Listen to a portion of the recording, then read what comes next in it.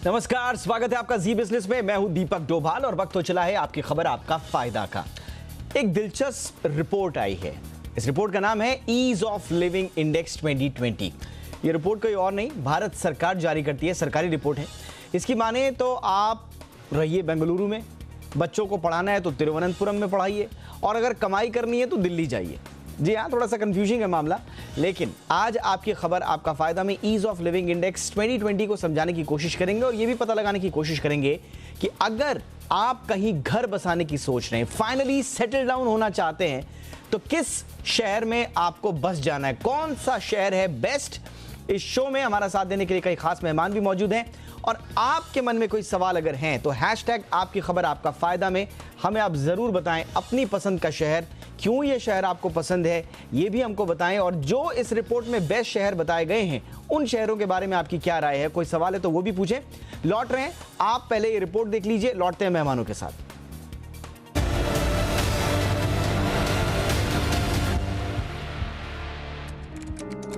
कभी किसी को मुकम्मल जहां नहीं मिलता, कहीं जमीन कहीं आसमान नहीं मिलता।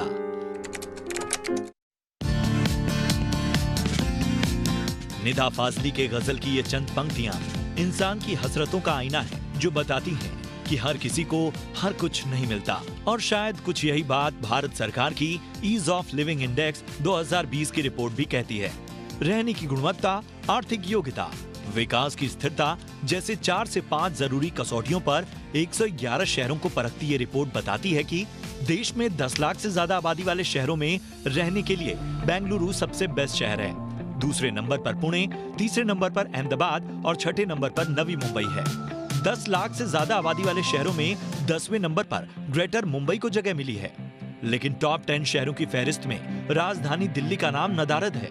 10 लाख से ज्यादा आबादी वाली नगर पालिका यानी म्यूनिसिपल कॉर्पोरेशन में सबसे बेहतरीन इंदौर साबित हुआ है, और 10 लाख से कम आबादी वाली नगर पालिका में NDMC यानी नई दिल्ली म्यूनिसिपल कॉर्पोरेशन को पहले पायदान पर जगह दी गई है। लेकिन इस रिपोर्ट में आगे एक बड़ा ट्विस्ट है। ट्विस्ट ये कि रहने के लिए बेंगलुरु सबसे बढ़िया शहर भले हो, लेकिन वो कमाई के मामले में दिल्ली से पीछे है। जी हाँ, कमाई के मौकों के आधार पर दिल्ली देश के बाकी सभी शहरों में सबसे आगे है। दिल्ली से पीछे बेंगलुरु का नंबर आता है। इसी कैटेगरी में टॉप 5 शहरों में पुणे, अहमदाबाद, ठाणे का भी नंबर आता है। वहीं अगर बात पढ़ाई की करें, कुल मिलाकर अलग अलग पैमानों पर अलग अलग शहरों का अपना अपना मुकाम है। ऐसे में हर सुख सुविधाओं से लैस सपनों का शहर कौन सा हो, ये हमें यानी जी बिजनेस को जरूर बताएं। और कोई कंफ्यूजन हो तो सवाल पूछना मत भूलें, क्योंकि हम भी यही चाहते हैं कि आप जहां रहें खुश रहें, आबाद रहें। ब्यूरो रिपोर्ट, जी मीडिया। तो आइए चर्चा की शुरुआत करते हैं। बेहद दिलचस्प ये मामला है। हर कोई चाहता है कि एक ऐसा शहर उसे मिल जाए जहां पर उसके रहने के लिए माहौल भी अच्छा हो, कमाई के लिए माहौल भी अच्छा हो, बच्चे अगर पढ़ना चाहे तो उनके लिए भी अच्छा हो, पूरी जिंदगी एक शहर में बिताई जाए। लेकिन क्या ऐसा शहर कोई भारत में है जहां पर हम पूरी की पूरी जिंदगी बिना किसी टेंशन के गुजार पाएं?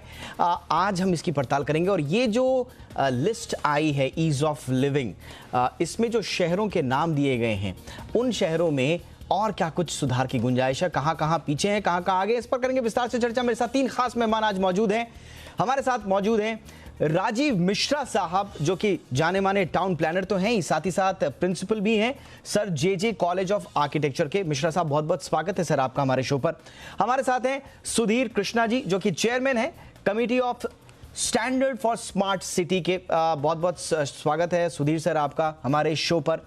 और हमारे साथ हैं जाने माने लेखक और मुंबई को बहुत करीबी से समझने जानने वाले जयराज सालगांवकर साहब। सालगांवकर साहब, बहुत बहुत स्वागत है आपका, आपने हमारे शो के लिए वक्त निकाला, थैंक यू सो मच।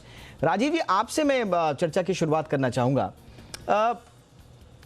माफ कीजिएगा, पहले सुधीर कृष्णा जी के पास चलते हैं, क्योंकि इनका लंबा अनुभव रहा है, क्योंकि इस रिपोर्ट को जो कमेटी तैयार करती है उससे भी थोड़ा बहुत वास्ता रखते हैं। किस तरह से इस लिस्ट को बनाया जाता है, कौन कौन से क्राइटेरिया होते हैं? सुधीर सर, सबसे पहले हमें ये बताएं, क्योंकि हम देख रहे हैं कि एक सिटी में एक चीज अच्छी है तो दूसरी सिटी में दूसरी चीज अच्छी है।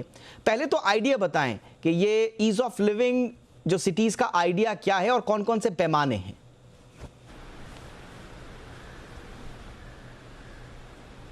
दो तरह के index ministry of housing and urban affairs ने बनाए हैं। एक ईज ऑफ लिविंग इंडेक्स है और दूसरा म्यूनिसिपल परफॉर्मेंस इंडेक्स है। हम ईज ऑफ लिविंग इंडेक्स की पहले बात करते हैं, जिसमें 4 मुख्य पैमाने हैं। और पहला है क्वालिटी ऑफ लाइफ, दूसरा है इकोनॉमिक एबिलिटी, और तीसरा है सस्टेनेबिलिटी, और चौथा है सिटीजन परसेप्शन। तो जहाँ तक क्वालिटी ऑफ लाइफ की बात है, ये पानी कैसा साफ पानी है कि नहीं, और कचरा हटाने की व्यवस्था है या नहीं, और स्कूलिंग की फैसिलिटी है या नहीं, हेल्थ फैसिलिटी के बारे में, इन सब को लेकर क्वालिटी ऑफ लाइफ की बात की गई है।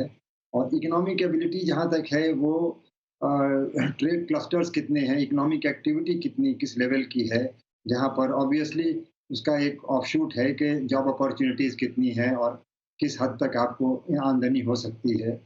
और दूसरा इनकम डिस्पैरिटी कितनी है, क्या अमीर गरीब के बीच का डिस्टेंस, जिसको गिनी कोएफिशिएंट के थ्रू मेजर करे हैं, और ये दूसरा हुआ। और तीसरा जो इसका पहलू है, वो एनवायरमेंटल सस्टेनेबिलिटी है। जो सस्टेनेबिलिटी में एनवायरमेंटल सस्टेनेबिलिटी भी है, और रिसाइकलिंग कैसे कर रहे हैं वो तो एक इस तरह की बातें, और बिजली का alternative sources of energy, solar energy किस तरह से, और साथ साथ ये भी कि आपका शहर जो है वो रेजिलिएंट है या नहीं, यानी अगर अर्थक्वेक या कोई भी तरह की आपदा आती है नैसर्गिक, तो उसको मीट करने के लिए, उससे सुलझाने के लिए कितनी शक्ति है शहर में। और फिर सिटीजन परसेप्शन है, यानी जनता से पूछा गया कि आपको अपने शहर के बारे में क्या लगता है कि ये शहर जो है उसमें सभी सुविधाएं उपलब्ध हैं या आपको असंतोष है। कि सर क्या ये लोगों से बातचीत के आधार पर ये सर्वे तैयार होता है, या फिर भारत सरकार का जो मंत्रालय है अर्बन अफेयर्स का, वो अपने ऑब्जर्वेशंस भी देता है? नहीं सर, ये तो सर्वे किया है इन्होंने, एक एजेंसी, स्पेशलाइज्ड एजेंसी के थ्रू सर्वे करके। एजेंसी के थ्रू, ओके। मिनिस्ट्री तो जहां तक मुझे पता है, मिनिस्ट्री ने इसमें कोई हस्तक्षेप नहीं किया है, और इंडिपेंडेंट सर्वे के माध्यम से उन्होंने अपनी रिपोर्ट निकाली है। ठीक है। तो ये जो है, ये quality of life, ease of living की बात हुई। म्यूनिसिपल परफॉर्मेंस इंडेक्स तो म्यूनिसिपैलिटीज के परफॉर्मेंस की बात है, उनके सिस्टम्स अपनी जगह ठीक है कि नहीं, टैक्स की वसूली, यानी कि अलग अलग शहरों के अलग अलग पैमानों पर और उनकी जो पॉपुलेशन के हिसाब से उनको रैंकिंग दी जाती है। बहरहाल ये आइडिया बहुत अच्छा है, और ये नया आइडिया नहीं है, हम देख रहे हैं कि काफ़ी पहले से ये चला आ रहा है। लेकिन राजीव मिश्रा, आप एक टाउन प्लानर भी हैं, शहर तो हमने बसा लिया, ठीक है, हमने उसकी रैंकिंग के लिए सर्वे भी किया, अच्छी बात है, ये सर्वे जो है वो शुरू हुए हैं, लेकिन अब प्रॉब्लम ये है, हम जैसे इस रिपोर्ट में भी देख रहे हैं कि अगर आपको कमाना है, क्योंकि हर शहर अलग अलग पैमानों पर फिट है, अगर कमाई करनी है तो फिर दिल्ली जाना पड़ेगा, अब वहाँ अगर रहने की सोचेंगे तो फिर पॉल्यूशन है, बहुत सारी चीज़ें हैं। इसी तरह से अगर पढ़ाई करने जाना होगा तो जाना होगा तिरुवनंतपुरम, अगर इस रिपोर्ट की माने तो बच्चों को पढ़ाने के लिए तिरुवनंतपुरम भेजो, खुद कमाई करो दिल्ली में, और अगर शांत माहौल में काम करना है, रहना है, तो फिर बेंगलुरु चले जाओ। तो ये विरोधाभास हमेशा एक अलग अलग शहरों का रहेगा। हमने एक ऐसी सिटी क्यों प्लान नहीं की जहां पर ये सारी चीजें एक साथ मुकम्मल हो पाए? देखिए, ऐसा है कि शहरों में माइग्रेशन की मात्रा बढ़ती जा रही है। जो मिलियन प्लस सिटीज़ हैं उनमें ये प्रॉब्लम है। जैसे आप बम्बई को देख लीजिए, मुंबई जिसे कहते हैं, उसमें इकोनॉमिक अपॉर्चुनिटीज़, जॉब अपॉर्चुनिटीज़ बहुत ज़्यादा है, इसलिए उसका रैंकिंग के तहत बहुत ही ज़्यादा मार्क्स उनको प्राप्त हुए हैं। उसी तरह उसी बम्बई में जहाँ रहने की बड़ी किल्लत है, जहाँ पे ओपन स्पेसेस की कमी है, उस मामले में बम्बई शहर को ज़्यादा मार्क्स नहीं मिले। अब जबकि सारे बम्बईकर चाहते हैं बम्बई को, इसलिए सिटीज़न परसेप्शन में उनको ज़्यादा मार्क मिलेगा, लेकिन एजुकेशन और हेल्थ नेग्लेक्टेड है। वो इसलिए सर क्योंकि डेंसिटी ऑफ पॉपुलेशन बहुत ही ज़्यादा है। मैं चाहता हूँ कि जो सिटीज़, और कहना चाहता हूँ कि जो सिटीज़ मिलियन प्लस अब तक नहीं बन पाए हैं, उसमें ये सुविधा, इसमें सारे क्वालिटी इंडेक्स के लिए हम कुछ कर सकते हैं, लेकिन बड़े शहरों में ये करना असंभव हो गया है। मिनिस्ट्री ऑफ अर्बन अफेयर्स का ये बहुत ही अच्छा पैमाना पूर्वक निर्णय लेने का जो तरीका है कि क्वालिटी ऑफ लाइफ कैसे बढ़ाई जाए, वो बहुत ही अच्छा है, लेकिन उसको बढ़ाने के लिए मेरे ख्याल से बहुत काम करना होगा। जिस काम करने के लिए इंफ्रास्ट्रक्चर इम्प्रूव करना होगा, जो मेरे हिसाब से अभी बहुत जल्द संभव नहीं है। अब समझेंगे कि ये संभव क्यों नहीं है, क्या क्या प्रॉब्लम्स आती हैं। एक सिटी को, एक बसी बसाई सिटी को अगर हम रीस्ट्रक्चर करना चाहें, रीप्लान करना चाहें, उस पर भी हम बात करेंगे मिश्रा साहब से आगे। लेकिन मैं अभी चलूंगा सलगांवकर सर के पास और उनसे समझने की कोशिश करूंगा कि सर, सलगांवकर सर, क्या सिर्फ कंक्रीट के, जिसे कहते हैं ना कि शहरों में कंक्रीट के जंगल बसा देना, तो ये हमने बड़ी बड़ी इमारतें बना ली, अच्छी अच्छी रोड्स बना ली, क्या यही एक शहर की परिभाषा है आपकी नज़र में? या कहें कि एक आत्मा जो होती है एक शहर की, जो मिजाज होता है, जो लोगों में एक गर्मजोशी का भाव होता है, वो भी एक शहर के लिए ज़रूरी होता है? आपकी नज़र में एक शहर का मतलब क्या है? हर एक शहर एक संस्कृति होता है। शहर की एक संस्कृति होती है और शहर के जो नागरिक होते हैं वो संस्कृति में शामिल होते हैं। जैसे कि गणपति उत्सव होता है जिसका विसर्जन होता है, तो मुंबई शहर के सब लोग उसमें शामिल होते हैं, सभी भाषाओं के, धर्म के सब लोग। ये संस्कृति है शहर की, ये मेल्टिंग पॉट है, यहाँ सब लोग इकट्ठे आते हैं। वैसे देखें तो ये शहर जो मॉडर्न, जो नई बम्बई है या मुंबई है, ये बसाई थी अंग्रेज़ों ने 16वीं सदी में, और हांगकांग के बाद उनको बम्बई को डेवलप करना था। उतने में सेकेंड वर्ल्ड वॉर हुआ और वो चले गए।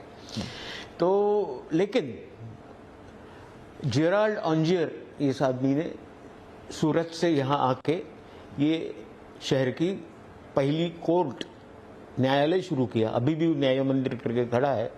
पोर्ट्स, इंडियन नेवी की स्थापना यहाँ की मजगांव डॉक में, और पुलिस की स्थापना की जिसको भंडारी मिलिटिया बताया जाता था। तो ये नींव है, ये नई जो बम्बई आज खड़ी है उसकी।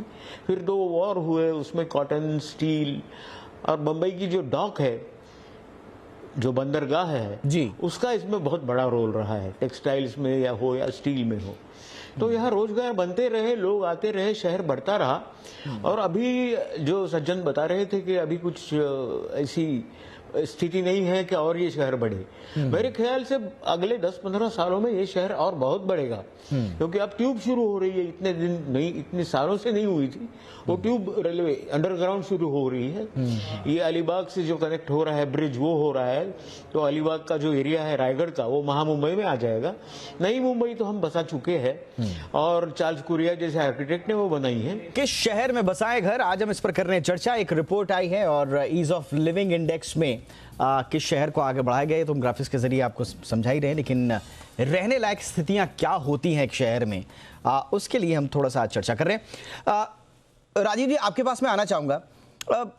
क्या होना चाहिए अभी, क्या स्थिति है और अभी एग्जैक्टली होना क्या चाहिए देश में? शहरों को हम किस तरह से डेवलप करें? क्योंकि हमने देखा कि हमने एक स्मार्ट सिटी कॉन्सेप्ट शुरू किया, उस पर काम कर रहा है, लेकिन एक प्लान्ड सिटी का भी कॉन्सेप्ट था जिसमें चंडीगढ़ है ना, कुछ इलाकों में हमने छोटे छोटे शहर भी बनाए, जैसे टिहरी डैम के बाद हमने न्यू टिहरी टाउन बनाया, जमशेदपुर में बसाया, न्यू रायपुर बन रहा है। प्लानिंग क्या हो सर कि सारी चीजें एक जगह मिले, मुकम्मल मिले? हाँ, देखिए भाई साहब, मैं आपको ये बताना चाहता हूँ कि शहर एक ऐसी जगह है जहाँ पर अगर आप पैदा होते हैं और बड़े होते हैं तो शहरी आपको बताता है कि आपको ज़िंदगी में आगे क्या करना होगा। क्या बात है सर। और शहरी एक ऐसी जगह है जो आपको जॉब अपॉर्चुनिटीज़ देती है। तो बम्बई शहर में जॉब अपॉर्चुनिटीज़ इतनी ज़्यादा है कि जितने माइग्रेशन से लोग आते हैं वो कम है, जॉब अपॉर्चुनिटी ज़्यादा है। इसी कारण बम्बई जैसे शहर में 50% से ज़्यादा लोग स्लम्स में रहते हैं। उनको रहने की जो जगह मिलती है वो इस कदर ख़राब होती है कि वो रहने लायक नहीं होती। दूसरी बात, अगर हम अच्छा शहर निर्माण करें तो हमें क्या देखना होगा कि हाउसिंग और ट्रांसपोर्टेशन का नेटवर्क एक साथ जुड़ा हुआ हो, जहाँ पे अगर लोग काम करने जाएं और काम करने के बाद घर आएँ तो वो जो सफ़र हो वो बहुत ही खूबसूरत हो, बहुत ही अच्छा हो। उसके बाद आदमी को सोशल डेवलपमेंट के लिए थिएटर में जाना होता है, रिक्रिएशन के लिए खेल कूद में जाना होता है, इसके लिए वो सारी सुविधाएं भी एक साथ विचार कर देना हो। नवी मुंबई ने बहुत पुरानी समय से ये कोशिश की है कि ऐसी जगह बनाई जाए, लेकिन अभी नवी मुंबई भी पॉपुलेशन के आने से, बढ़ते हुए पॉपुलेशन के आने से खराब होते जा रहा है। बिल्कुल। Navi Mumbai I am sorry sir, मैं टोक रहा हूं आपको, मेरे पास वक्त की थोड़ा सा कमी है। सुधीर सर, जैसा कि मिश्रा सर बता रहे हैं कि एक शहर में किस किस तरह की सुविधाएं होनी चाहिए, किस तरह से हम कनेक्ट कर सकते हैं चीजों को, डॉट्स कनेक्ट कर सकते हैं, लेकिन बसा बसाया शहर, मुंबई जैसा शहर, अगर हम उसमें अगर ट्रांसपोर्टेशन व्यवस्था, सड़कों को चौड़ा करना चाहें तो बहुत सारी चुनौतियां हैं। ऐसे में रास्ता क्या हो, क्योंकि अक्सर ये सरकारों के सामने सवाल आता होगा कि फिर किया क्या जाए। एक तो सबसे जरूरी है ट्रांसपोर्टेशन फैसिलिटी, जो दो तरह से, मास ट्रांसपोर्टेशन, पब्लिक ट्रांसपोर्टेशन, लोग अपनी पर्सनल वाहनों को छोड़ करके पब्लिक ट्रांसपोर्टेशन माइग्रेट करें, ये बहुत आवश्यक है।